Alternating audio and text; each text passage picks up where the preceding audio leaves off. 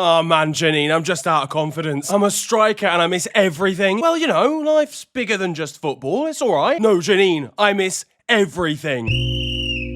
Mind the doors, mind the doors. Yeah, the train's out of here, you wassy. You should have turned up like 7 minutes ago, you dickhead. What the fuck? Yo, guys, sorry I'm a little bit late.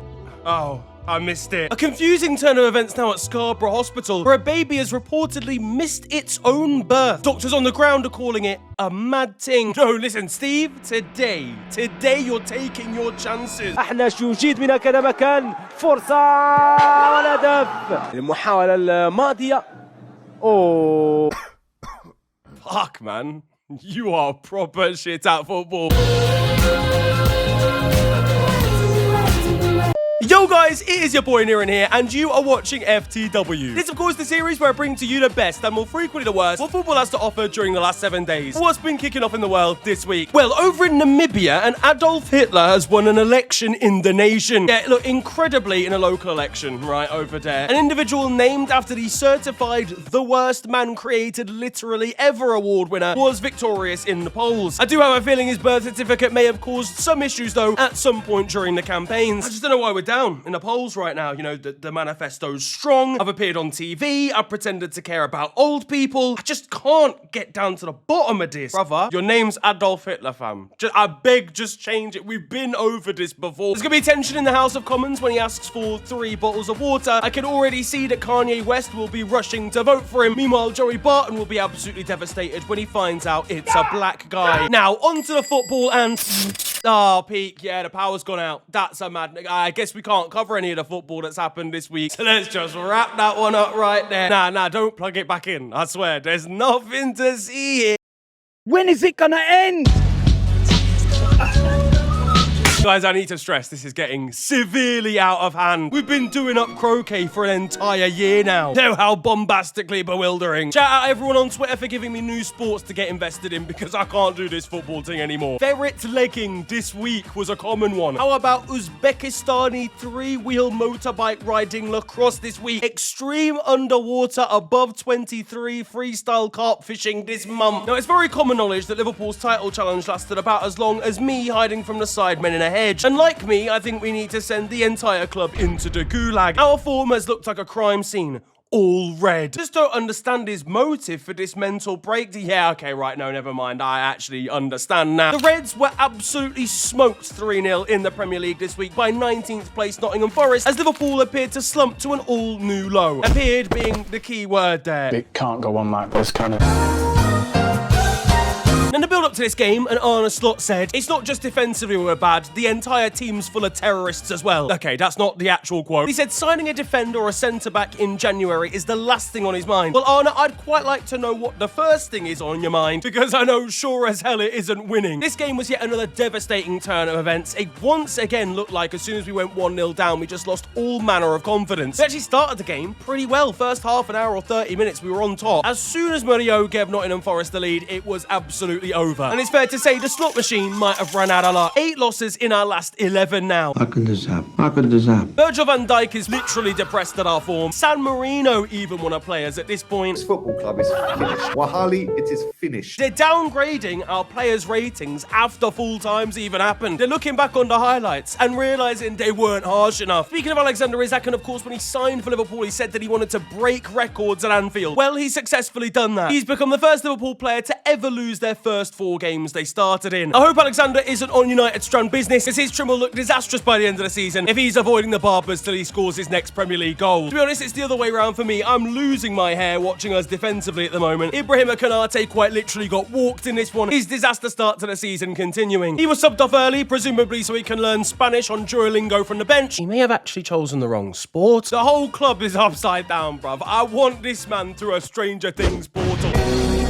Our 11's only power, though, is the power to send me into a spiralling state of absolute and catastrophic depression. Virgil van Dijk was twerking once again. Meanwhile, what has Federico Chiesa got to do to get a game? Side-eyeing Arne Slot from the other side of the dressing room when he announces that the Egyptian sideshow Bob is starting once more. I think at this point, the Italian will basically be begging Arne Slot to give him a game when Mo drops another 5.3 on FootMob. So I'm like first reserve then? Well, we haven't really got any reserves, so sort of no.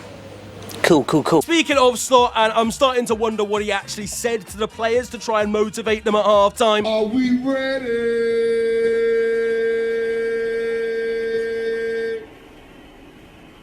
I guess not. Sky Sports are having to invent a top 11 table just to get us involved. There was a criminal, I forgot about this, the handball decision as well. It could have been 4-0 in this game. But the good news, at least Wolverhampton Wanderers lost. Always great to see another team dropping points in this relegation battle. Anyway, with that out of the way, Liverpool can now turn their attention to embarrassing themselves on the continental stage too. Last time out, we faced Real Madrid. Eduardo Camavinga unlocked another new position before the bus journey home. Vinny Jr. identified as Nathan Redmond, and Xabi Alonso identified as, well, Xabi Alonso from this season. So with that good result in the bag, attention turned to PSV Eindhoven. Ibrahima Konate was getting ready for his 150th appearance. Does he have to? I was hoping he'd be in jail after the performance v Forest. And with him starting, we basically forfeited this one from the jump. We got pounded 4-1 by the Dutch side, making it 3 games in a row. We've lost by 3 goals. 4-1 to PSV. We got packed in at home. You little frauds. So how rambunctiously repetitive. This was the worst fucking one yet. Open up a fish and chip shop at Anfield the way we're getting battered every week. What are we doing? This is actually catastrophic right now. We're getting bent over by everybody. Things that my husband and I have stuck up our butts. Me, nothing. Golf clubs probably being the best thing, like literally what I use all the time. Range finders, golf tees, golf balls. Right, no, genuinely, like for real. How do I ferret leg? What's the deal? I need a ferret and a leg. Sound. An endurance test in which ferrets are trapped in trousers worn by the participant. On my life, I'd rather do this than watch Liverpool. Our woes in this game started with a pretty slam dunk penalty. No, literally, Virgil van Dijk was playing basketball. From a different area code. Yes! NBA in this case standing for Niran buys assault rifle so that he can end his suffering quickly. Our defenders are packing it in. Anytime there's any level of hardship in a football match. Yeah, it doesn't matter. I give up. Well played, guys. Finding new ways to be embarrassing at this point. I think Virgil van Dijk must be Arne Slot out with this sort of action. He was looking over to the touchline, realising that it was time for the Dutchman to go.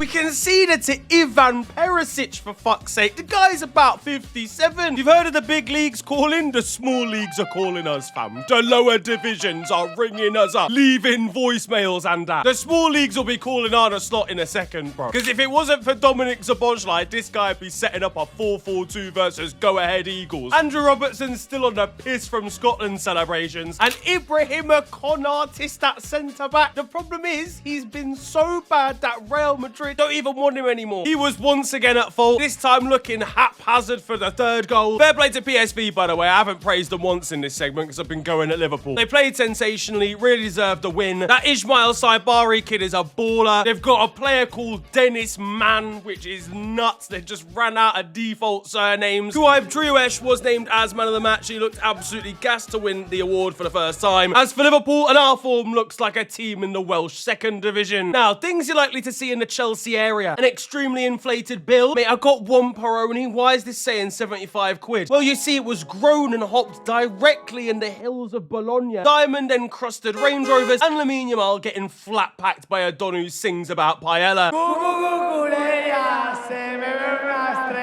Chelsea slapped Barcelona 3-0 in the Champions League thanks to an own goal, Estevao and Liam Delap. Now, Barcelona's high line is named a high line because Ronald Araujo is on crack cocaine. He got himself sent off in this one in the first half, and his form in the Champions League, get this bum out of there. When you ask him to defend against someone that isn't called Esteban Fernandez, the boy falls apart. It was a tight offside call in this one. Thank God for Chelsea's collective small bunders. It was such a tight margin for both the first goal and the 3rd goal. You would have been offside, Micah, with your bum. I've got a good bunda. To be fair, Thierry raises a good point. If these lot still had Eden Hazard, it would have been game over. Sexy, penetration. Now, Lamine Yamal was finding space in the pockets. Unfortunately for him, they were Marc Cucurella's. Maybe this Spaniard was bathed by Lionel Messi as well. Yamal got put into a young offenders prison. Welcome to the Cucurella Juvenile Detention Centre. Who is Yamal when Estevao's in the room? I've been here before. I'm a professional. This is what I do. The Brazilian player for Chelsea by far the better of the Wonder Kids in terms of this performance. And apparently he's actually a Barcelona fan. Like, Barca once tried to sign him, but unfortunately due to the fact they were in their overdraft for the majority of the last 4 years, they weren't able to pull it off. Before kickoff, and Barcelona had reminded the world of Twitter that Andres Iniesta had broken Chelsea hearts all those years ago. But upon winning and Chelsea's admin got his own back, yeah, it's a shithousery award. Estevao's absolutely incredible. And honestly, myself included, I think we need to start taking Chelsea a bit more seriously. They've actually looked really, really good in recent weeks.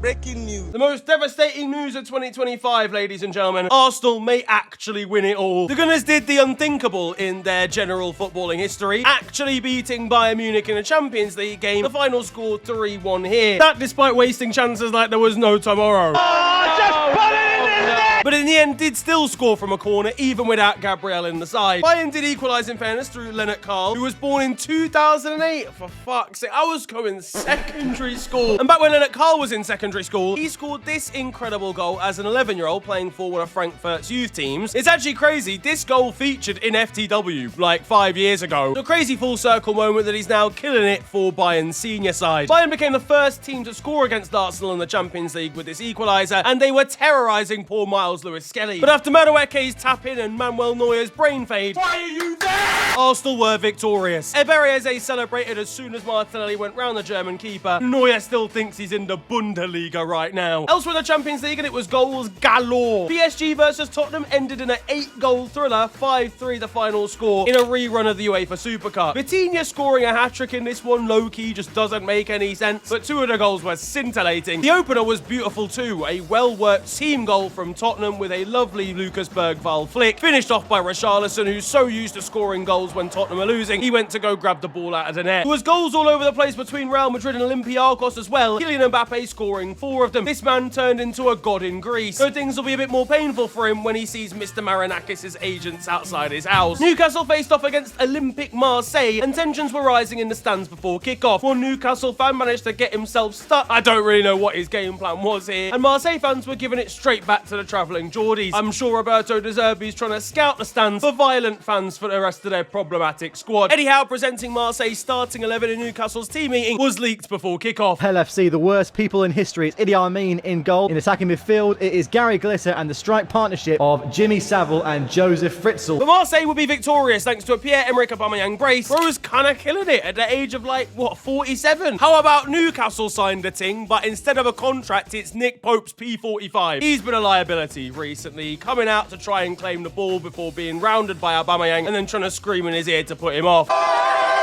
Let's have a break from UCL to chat NLD. Arsenal faced off against Tottenham in a battle of Baron Trophy cabinets. Those Spurs were keen to remind the Gunners of their most recent glory. A training video posted over on Twitter that immediately starts with the Europa League victory. But spirits wouldn't be so high by the time the 90 minutes were over, as Tottenham were battered 4-1 by their North London rivals, Ebere Eze dropping a hat-trick on their head tops. Who's Eze?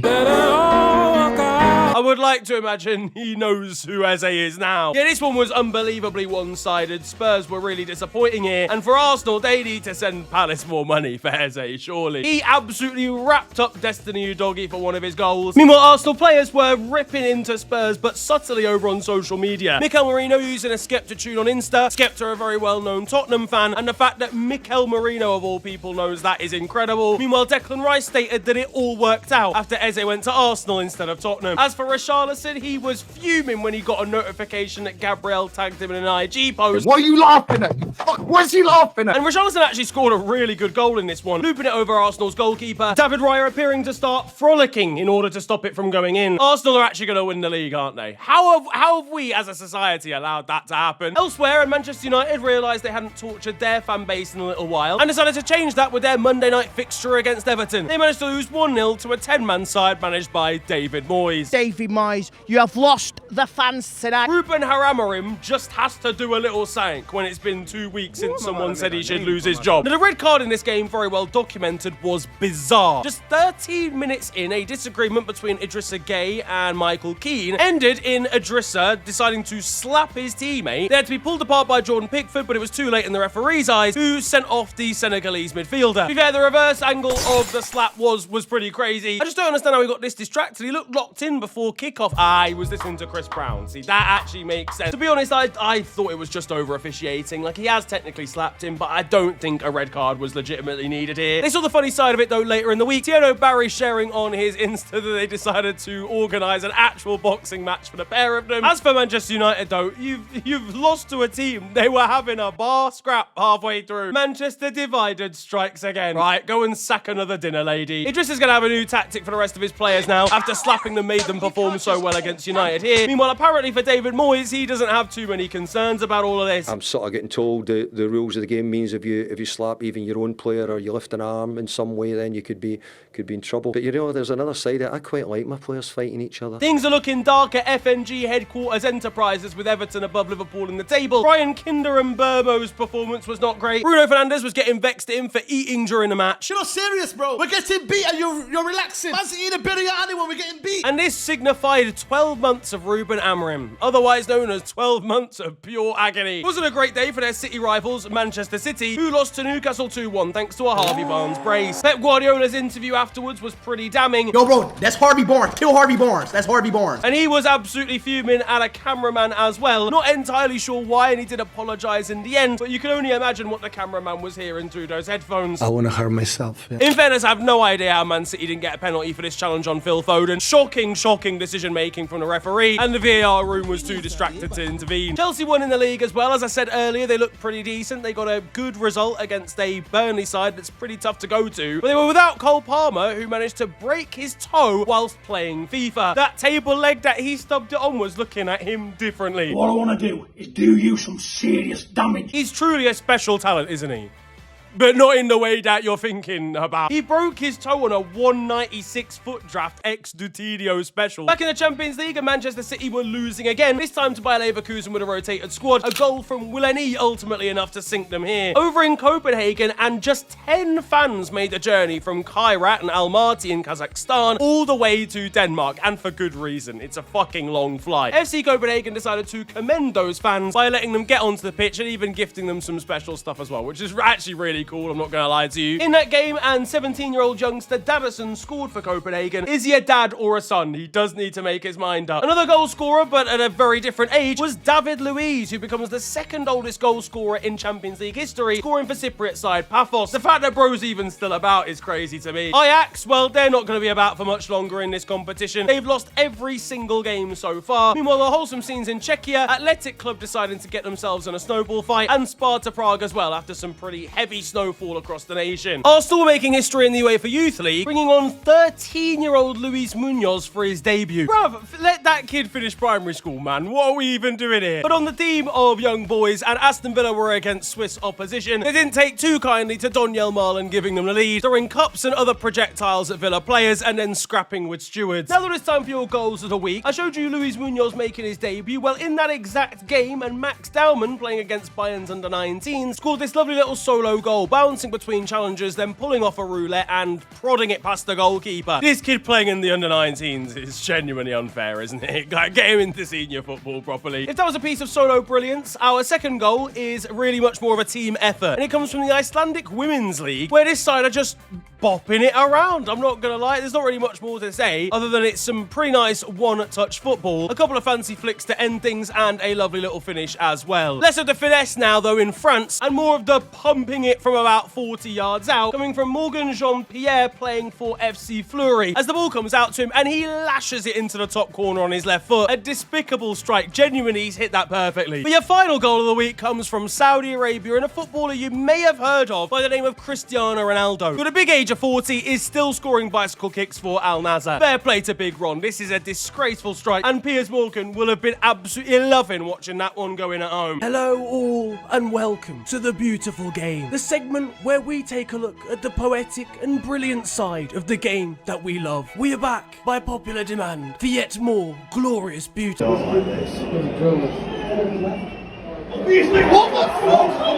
And that concludes the beautiful game. Now, over in France, and Paul Pogba, after 811 days away, made his return to the football pitch, coming on as a substitute for Monaco. I'm not gonna lie, lads, he looked absolutely class as well. I can't show the footage because of copyright. He was making things look effortless again. Kylian Mbappe was welcoming back on Insta. Meanwhile, Graham Souness will have a little bit less love seeing Paul back on a football pitch now. Oh, he's a little fraud. You're a little fucking... little numpty. I can only imagine his brother will be sending black vans to find him in his living abode somewhere in Monaco. But genuinely, no, I'm sorry, I'm joking. But like, legitimately, I'm very happy for him. He's made some silly decisions in his career, but also there's been other stuff out of his control that have really robbed us of the true pinnacle of Paul Pogba, I feel. But if he can put together a good season, Didier Deschamps will take him to the World Cup. You just know it's going to happen. Well, at Lille, there were wholesome scenes as their fans were throwing teddy bears onto the pitch for those less fortunate for Christmas. In Italy, Christian Pulisic won AC Milan a derby match against Inter. LeBron James of soccer. 1-0 the final score here, also helped by Mike Mainan saving a Hakan Çalhanoğlu penalty. Things were perhaps a little bit too intimate though during the course of this match. Real Madrid dropped points in the battle at the top of the table as they drew to Elche 2-2. Kylian Mbappe could be seen reading the script for this one in horror. Meanwhile, at Real Betis, and they announced a new contract with this incredible banner for Isco. This is sick. Clubs should do stuff like this for players more often. This looks unreal. Now, closer to home, and Netflix are looking into signing a Premier League rights deal to show live Premier League matches on their platform. The app will be asking if I want to continue watching because I've thrown a toaster into my bathtub at 3-0 down to Nottingham Forest. The Women's League Cup draw turned into a complete fiasco this week as TikToker GK Barry was invited on without clearly actually knowing how a football draw works, which is absolutely calm. Not everybody does. I don't think she's a massive football fan, but someone probably needed to brief her that once a ball is picked out, it can't just be put back in the hat and then pulled out again. There were also comments made about Tottenham's side that the WSL had to come out and apologise for, and overall the whole thing was a disaster. Meanwhile, elsewhere in women's football, things just getting a little bit silly here.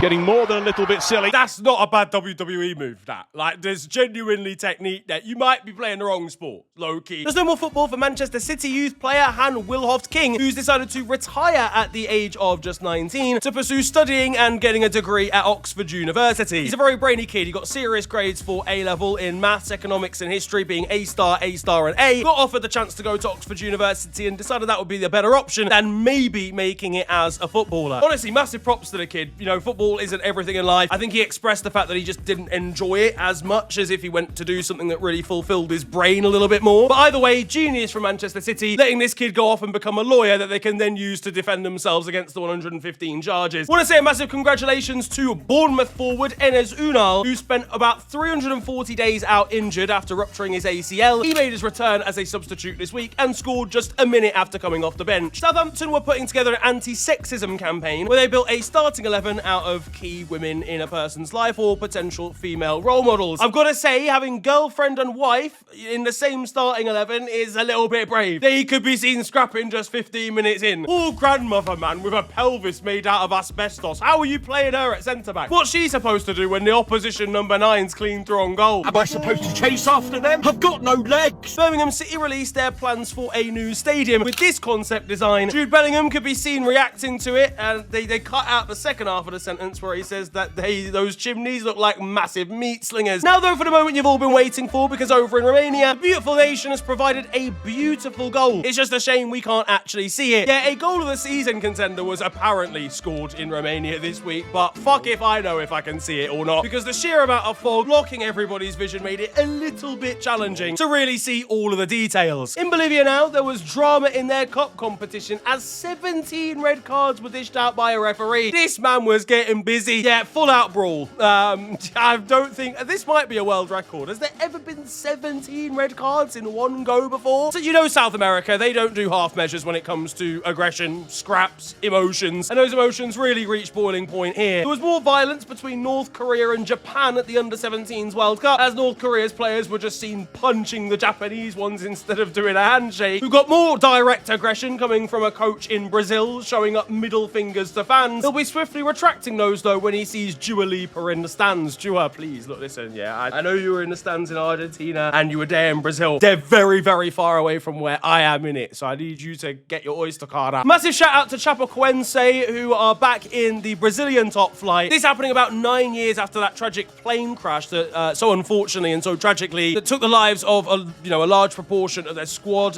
back in 2016. They've rebuilt as a club entirely, and it's great to see them back in the top flight. Inter Miami are absolutely inevitable at the moment. They've scored 25 goals in the last 7 matches, and 22 of those goal contributions have come from Lionel Messi. He's a fucking alien, isn't he? Like, what the fuck is going on? Next up, and we've got the next Manuel Neuer, except unlike Neuer this week, this kid's actually managed to hold on to the ball with some crazy skill and composure. We've got a new skill move, though, that's just been created up in Scotland. Shout out to Ibrahim Saeed, who's just, I think, trying to confuse defenders with this hop, skip, and a jump for Motherwell, but it worked, man. Straight out of FIFA Street. In Switzerland, and Zurich Ultras took one look at the weather and said, fine, we'll do it ourselves, as they managed to get rid of snow that would have prevented their game from kicking off. How'd they know to bring the equipment? That's what I want to know.